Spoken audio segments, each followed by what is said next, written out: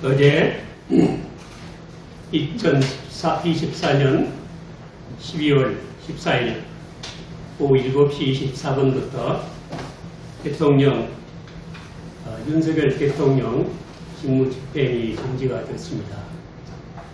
불행하게도 이 나라의 세 번째로 대통령이 탄핵되는 그런 일이 일어난 것입니다. 그 이유는 대통령이 내란 죄를 저질렀다 하는 것이고, 대통령 입장은 범죄자들의 집단이 폐악질을 해서 그렇게 이 비상계엄을 이렇게 시행할 수밖에 없었다 하는 그런 말들을 우리가 들었습니다. 그러니까 중요한 건 뭐냐면 양쪽 다 죄 때문이라는 것입니다. 범죄자들이 폐악질을 했다, 또 내란 죄를 저질렀다, 다 죄 때문입니다. 본문 말씀 보면은 이 사람의 계획하는 바가 어려서부터 악하니라.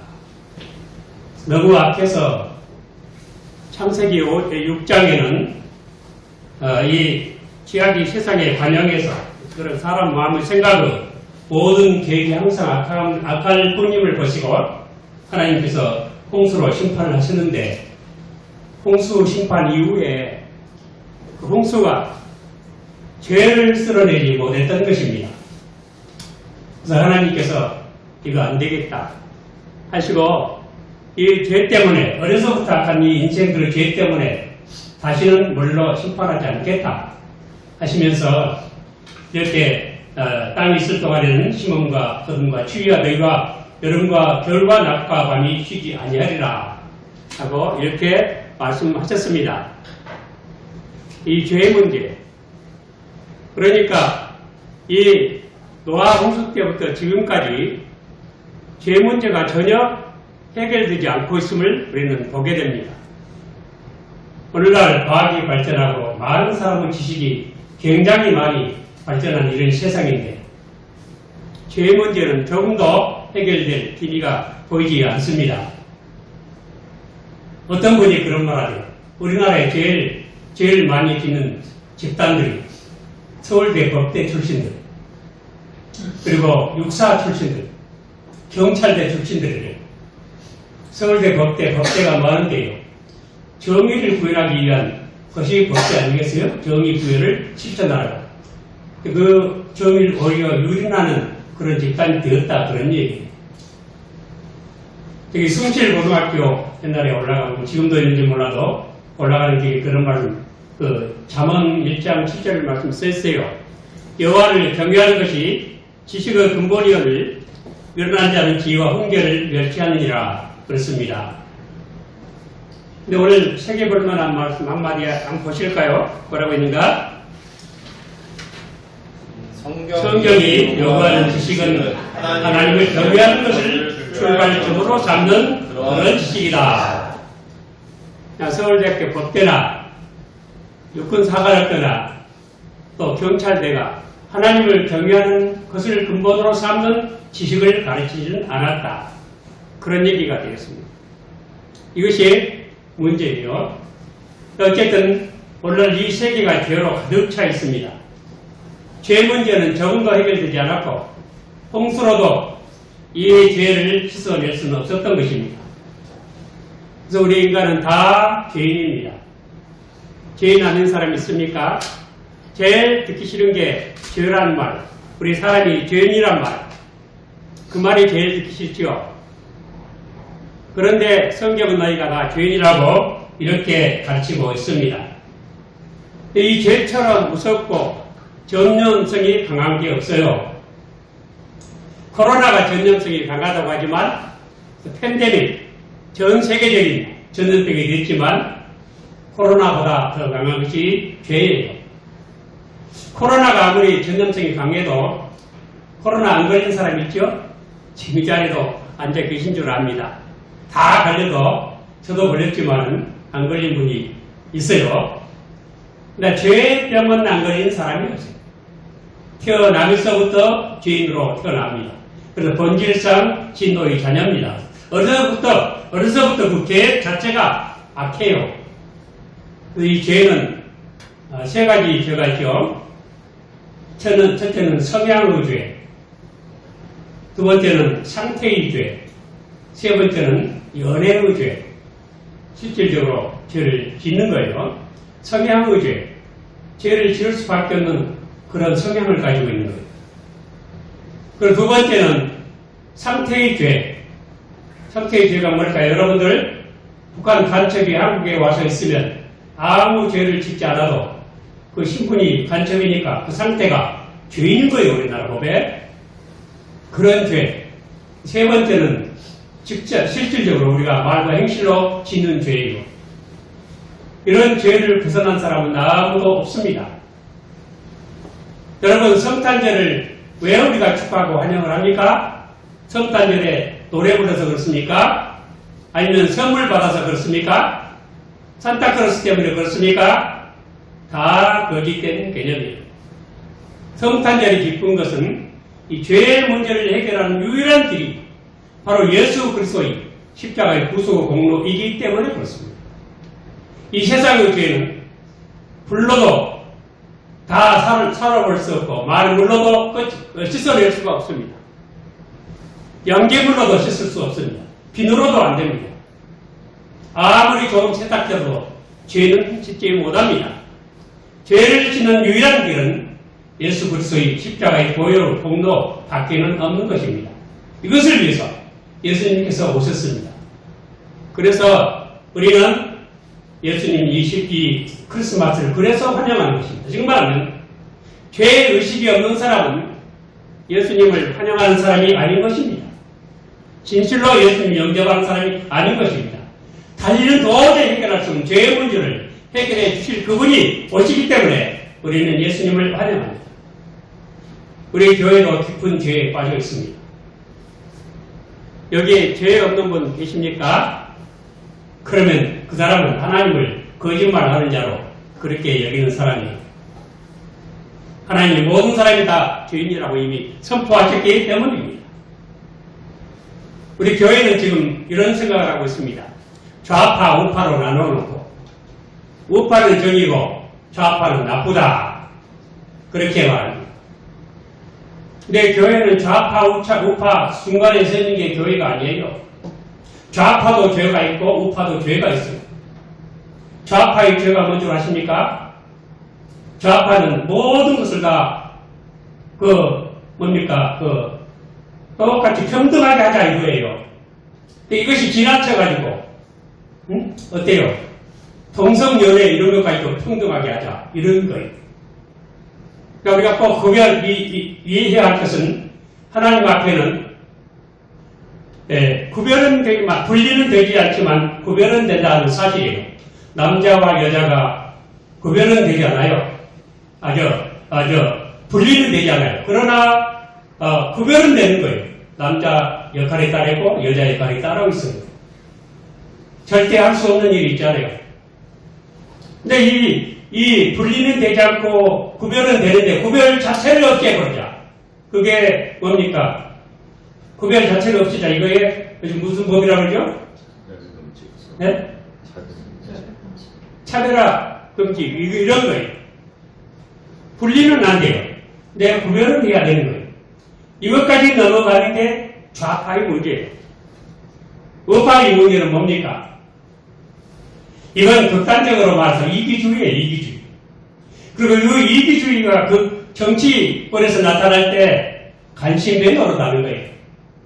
이 간신배들이 꽉 차 있잖아요. 그래서 교회는 좌파의 문제를 봐야 되고 우파의 문제도 봐야 돼요. 오직 그럼 교회는 좌파 우파 사이에 있는 게 아니고 어디 있는가?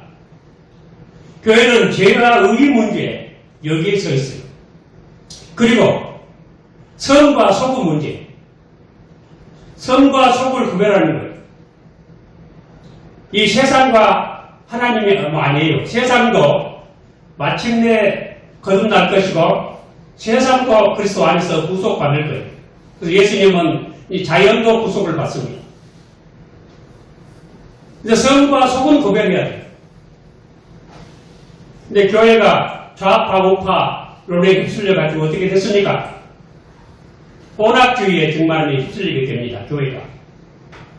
그렇게 해서 혼합주의 때문에 무조건 우파 지지하다가 또는 좌파 지지하다가 어떻습니까? 극단적으로 나가면 죄에 빠질 수밖에 없고 그 혼합주의 때문에 교회 안에서 함부로 욕지거리 하는 목사도 있고 또 궁극적으로 그 목사들이 뭘 하고 있습니까? 우상 숭배자들과 연합되어 있습니다. 혼합주의 무서운 죄가 교회 안에 들어왔다 이 말. 이런 죄를 어떻게 씻을 것입니까? 여러분 우리가 남의 죄를 말할 때 남의 죄를 지적하기 쉽습니다. 남의 죄를 얼마든지 지적할 수 있겠지요. 그러나 우리가 하나님 앞에서 남의 죄를 지적할 때 나는 괜찮을까를 생각을 해요. 하나님 앞에서 그 사람 죄를 말할 때 내 죄는 말하지 않을까? 하나님 앞에서 괜찮을까? 생각해 보세요. 율법이 100가지라면 99가지 지키고 한 가지만 안 지켜도 다 안 지킨 거예요.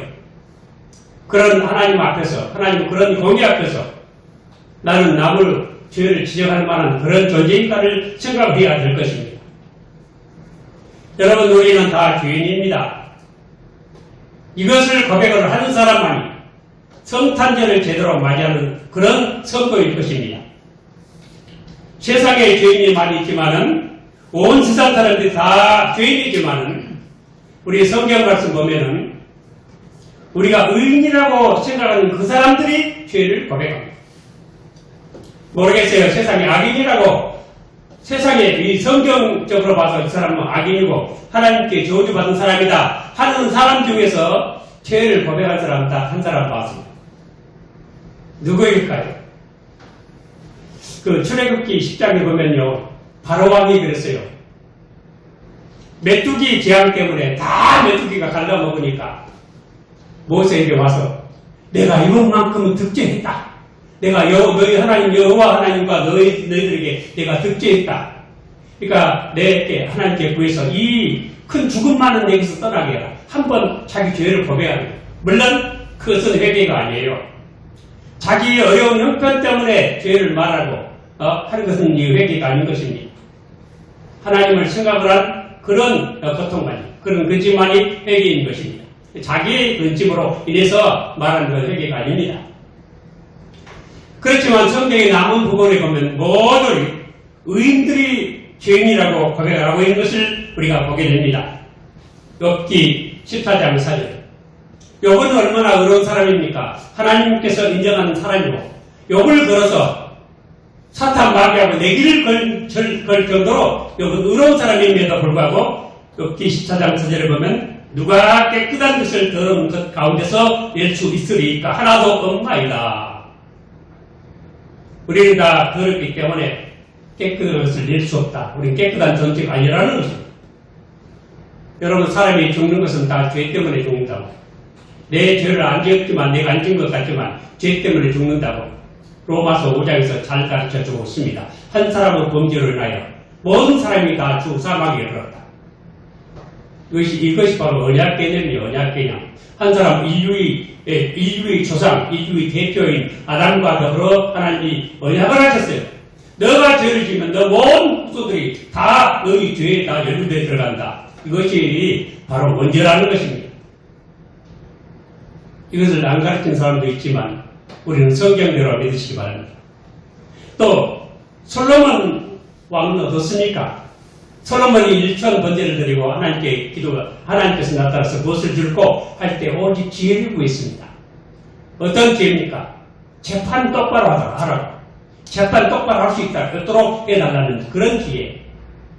백성을 어떻게 다스립니까? 정의로, 진실은 진실대로, 의로운 의로운대로, 악인은 악인대로 재판해야 되지 않겠습니까?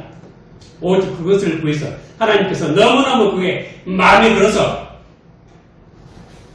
솔로몬에게 구하지 아니한 부와 영광과 국위를 모두 주시고 솔로몬 왕이 이렇게 번성하고 하나님 잘 섬길 때 주변 나라에서 아무도 이스라엘 나라를 공격하지 않았고 오히려 예물을 가지고 항상 솔로몬 왕을 찾아와서 그 지혜의 말씀 들으려고 했어요. 그런 솔로몬 왕이 뭐라고 했냐? 열왕기상 8장 46절에 범죄치 아니하는 사람이 없사오니 저희가 주께 범죄함으로 주께서 저에게 진노하사 저희를 적국에게 붙이시매.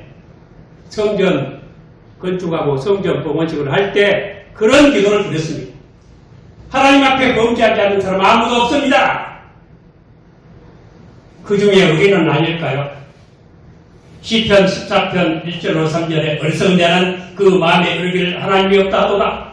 저희는 부패하고 소인이 가정하여 선을 행하는 자가 없도다. 여호와께서 하늘에서 인생을 구하사옵소서. 지각이 있어 하나님을 찾는 자가 있는가 보리 하신즉 다 치우쳤으며 함께 더러운 자가 되고 선을 행하는 자가 없으니 하나도 없도다. 동일한 말씀이 시편 53편에도 나옵니다. 시편 14편하고 53편이 같습니다. 또 시편 143편 2절에 보면 주의 종에게 심판을 행치 마소서 주의 목전에는 의로운 인생이 하나도 없나이다 하였습니다.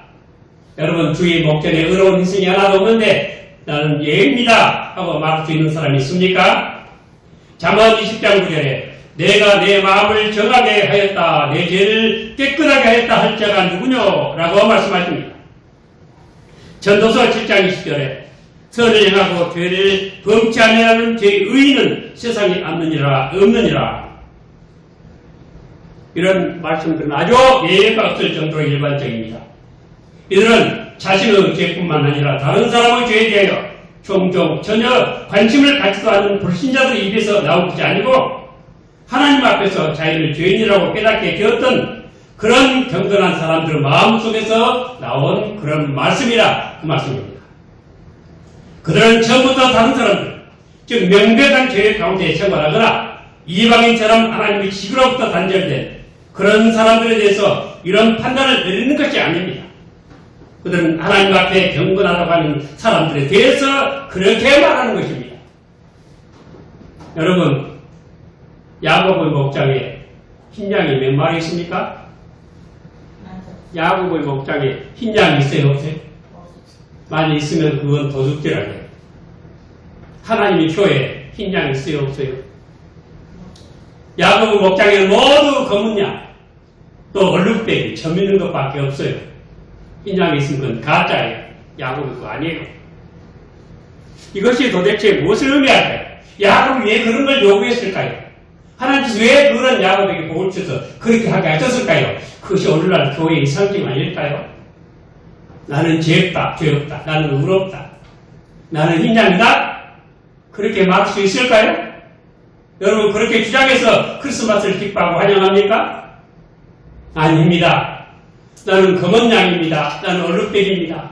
나는 점이 많습니다. 그래서 예수님이 필요하고 그래서 크리스마스가 필요합니다. 그런 자세로 우리는 크리스마스를 맞이해야 될 줄로 믿습니다. 오늘 우리는 어떻습니까? 우리는 누가 나를 죄가 있고 사악한 심성이 내 안에 있다고 하면 어떤 생각을 하겠습니까? 누가 나를 손가락질하면 펄쩍 뛸 것입니다. 제가 옛날 총회에서 안치가 많았었어요. 총회장 하려고 할 때. 왜냐하면 법을 똑바로 세우자 정의를 세우려고 하니까 무수한 적들이 생기더라고요. 하나님의 법대로 하자 하니까. 그래서 제가 총회장 됐을 때 그런 말을 했어. 나는 여러분들이 나를 나쁘다고 말하는데 여러분들 크게 잘못 생각한 것입니다. 그러니까 다 뚫어내서 여러분들이 왜냐하면 여러분들이 나를 나쁘다고 생각하는 그보다 내가 훨씬 더 나쁘거든요. 그래서 여러분들 기도해 주시기 바랍니다. 그랬어요. 그러자 얼굴이 다 긴장이 풀린 것 같더라고요. 여러분 우리는 다 얼룩배기 양입니다. 흰 양 아닙니다. 다 믿으시기 바랍니다. 믿습니까? 네. 인정하십니까? 네. 이것이 예배예요. 이것이 성탄절을 맞이하는 자세입니다. 누가 욕처럼 깨끗하고 하나님 앞에 인정받는 사람이 있습니까? 누가 죄를 얻어서 하나님의 성전을 지은 솔로몬처럼 하나님과 가까이 하는 사람이 있습니까? 누가 다윗처럼 하나님 마음에 합한 사람이고 누가 전도자처럼 하나님의 진리와 지혜를 가진 사람이 있습니까? 우리는 다 죄인입니다. 다른 말로 하면 우리는 다 구원받을 필요가 있다 그런 말입니다. 여러분 우리는 다 예수님이 필요합니다. 구원받기 위해서 필요합니다. 우리는 다 하나같이 하나님의 형상에서 크게 벗어나 있습니다. 이 세상에서 온 천하에서 구원받지 않아도 될 사람 하나도 없습니다. 정말로 예수님이 필요 없는 사람 아무도 없습니다. 다 우리 마음이 어두워지고 미혹해서 하나님을 모름으로 자기를 모르는 것입니다. 자기 인생을 알기 위해서는 하나님을 알아야 합니다. 이것을 저는 자기를 객관화시켜야만 된다 하는 말로 표현하고 싶습니다. 하나님 말씀 앞에 자기를 객관화시키지 못한 사람들은 항상 나를 옳다고 봅니다. 자기를 감싸고 자기 중심으로 돌아갑니다. 내가 아무리 잘못해도 옳다고만 보게 됩니다. 자기 객관화가 안 되기 때문입니다.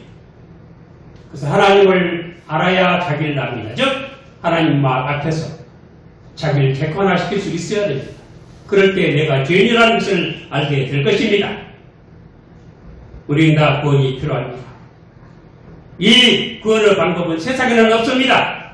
어떤 종교나 철학에도 없습니다. 오직 여자에게 우선 오신 바로 예수 그리스도 그분에게만 있습니다. 이번에 우리는 죄를 고백하면서 예수님을 영접하는 그래서 기쁜 성탄절로 맞이하는 우리 모두 되시기를 주님 이름으로 축원을 드립니다. 아멘.